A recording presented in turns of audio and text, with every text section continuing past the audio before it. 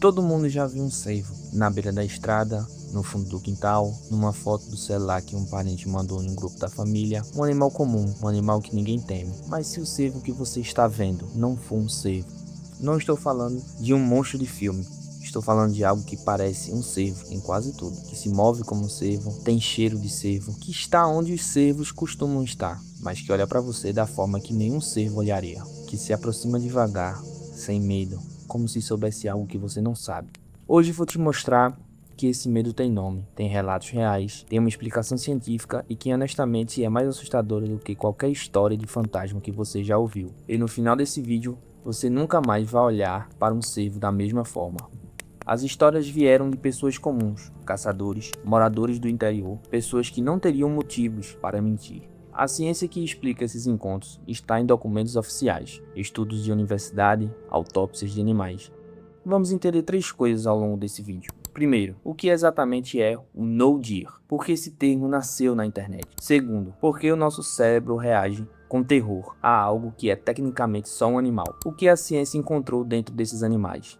Acredite, você vai querer ter esse conhecimento da próxima vez que estiver em uma floresta. Em dezembro de 2021, uma usuária posta fotos de um cervo em uma reserva ambiental em Nova York. Imagens comuns, animal parado, olhando para a câmera. Em poucas horas, as fotos se espalharam por toda a internet. Não porque mostravam algo claramente monstruoso, mas porque causavam desconforto que as pessoas não conseguem nomear. O animal parecia normal, completamente normal. Os comentários chegavam aos milhares. Alguns tentavam explicar, a maioria apenas dizia que havia algo errado, sem conseguir dizer o que. O mais perturbador não veio de quem acredita em monstros, veio de caçadores, criadores de gado, pessoas que passaram décadas convivendo em florestas. Eles reconheciam algo naquelas fotos, algo que não deveria estar ali. Os relatos vieram de décadas diferentes, países diferentes, pessoas que nunca se comunicaram entre si, mas sempre os mesmos detalhes. Olhos voltados para a frente como de um predador, articulações que dobram no sentido errado, que se movem em ângulos que não existem em um cervo real, a ausência do instinto básico que o animal tem, a fuga. O cervo não corre, ele fica, ele olha, ele se aproxima. Em 2012, um caçador relatou que ao se aproximar de um cervo que havia abatido, algo estranho aconteceu. Ele perdeu a noção de quem era, ele sentiu como se estivesse se tornando um animal. Décadas de caça, centenas de abates e nunca nada assim. Ele diz até hoje que o animal não era um cervo comum. Em julho de 2018, um grupo que acampava nas montanhas relatou algo que nenhum manual de biologia consegue explicar. Terror.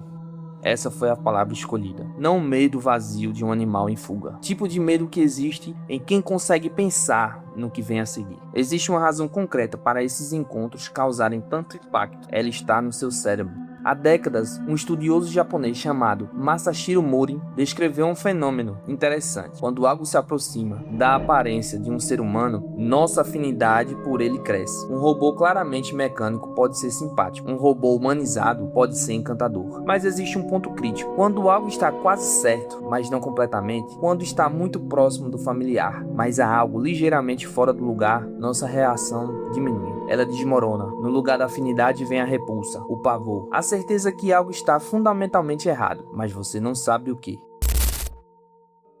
Isso acontece com humanos, mas também pode acontecer com qualquer animal que o nosso cérebro aprendeu a reconhecer. Quando você vê um cervo que se move errado, seus olhos mudam a informação para o seu cérebro. O cérebro acessa tudo que sabe sobre cervos e detecta a diferença em milésimos de segundo. Antes que você pensar conscientemente qualquer coisa, a parte mais primitiva da sua mente já tomou a decisão. Esse instinto, esse alarme antigo, nos manteve vivos por centenas de milhares de anos. Porque na natureza, um animal familiar se comportando de forma estranha costuma significar uma coisa só: o perigo que você não consegue ver, mas o animal já havia encontrado. Em 2018, uma usuária do Reddit escreveu algumas linhas descrevendo um tipo de encontro perturbador com cervos. No final, deu um nome ao fenômeno: no deer. A internet explodiu. Não porque aquele texto inventou algo, mas porque nomeou algo que milhares de pessoas já tinham vivido e não sabiam como descrever. Quando o medo ganha nome, ele para de ser pessoal. Ele vira uma comunidade, ele vira uma cultura. O tema foi tão longe que chegou aos jogos.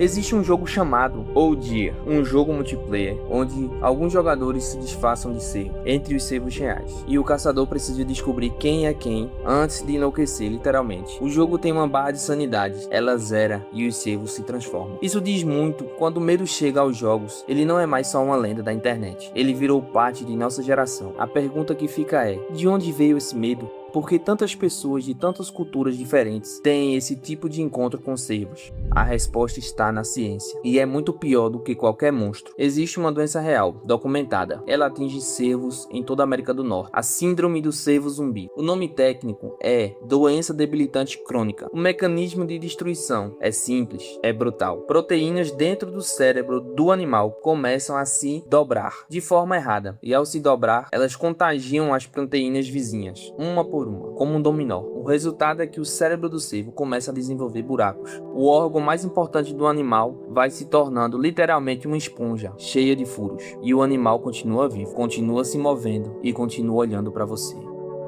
Preste atenção nessa lista, porque cada item explica o tipo de avistamento do No Deer. Perca de coordenação. O animal tropeça, move-se as pernas em ângulos estranhos, como se o corpo não respondesse mais completamente aos comandos do cérebro. Expressão facial vazia. O olhar de uma presa sempre vigilante some. No lugar, um olho fixo, sem foco, ou pior, com foco no lugar errado. A postura normal da cabeça, o pescoço inclinado, as orelhas caídas, proporções que parecem ligeiramente erradas, como se estivesse vendo um animal através de um espelho, que distorce só alguns centímetros. O cervo doente não processa você como uma ameaça. O sistema que deveria dizer fuja está se destruindo em tempo real. Então ele fica, ele olha, ele se aproxima, com uma calma que não deveria existir em nenhum animal selvagem diante de um humano. Uma calma que parece, para quem está observando, uma intenção, como se o animal soubesse exatamente o que está fazendo. Mas a doença não explica tudo. Para as criaturas que parecem ter galhadas, crescendo em todas as direções, com pontas surgindo em lugares impossíveis, existe uma explicação diferente. Quando um cervo macho tem um problema de desenvolvimento hormonal, o ciclo que controla o crescimento das galhadas é interrompido. As galhadas não param de crescer. Ano após ano, continuam crescendo, dobrando entre si, crescem para baixo, para dentro, desenvolvem pontas onde não deveriam existir. Em 1989, no estado americano de Ohio, foi encontrado um caso mais extremo, já documentado. Um cervo que viveu tempo suficiente para ter galhadas, com quase 300 pontos. Uma pontuação que nenhum sistema de medição havia sido criado para registrar, porque ninguém imaginou que precisaria. Agora imagine encontrar isso à noite, na escuridão de uma floresta, com uma lanterna fraca, a 50 metros de distância. Uma silhueta que tem forma aproximada de um cervo, mas algo saindo da cabeça que você não consegue processar, que cresce em direções que não existem em nenhum animal que você já viu na sua vida. E o animal está olhando para você. A ciência explica a maioria dos avistamentos, mas não todos. Um cervo andando exclusivamente nas patas de trás, como um humano, por minutos seguidos. Isso não aparece em nenhuma lista de sintomas. Nenhuma doença conhecida faz isso. Alguns desses relatos são distorções de memória. O medo exagera, o tempo deforma, e o que foi estranho vira impossível, quando contado anos depois.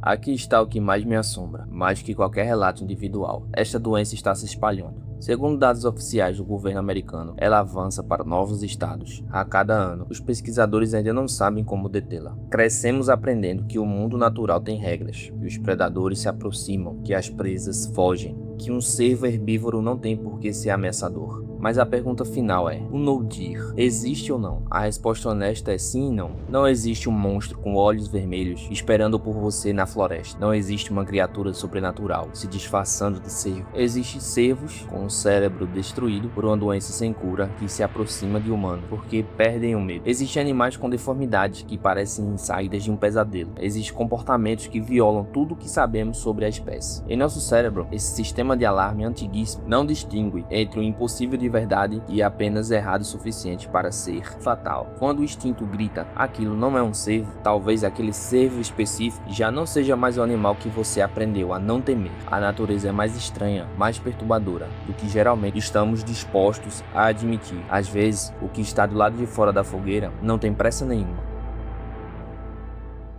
Se esse vídeo mexeu com você de alguma forma, deixe o like, comentem o que achou do conteúdo e próximos temas que você quer ver no canal.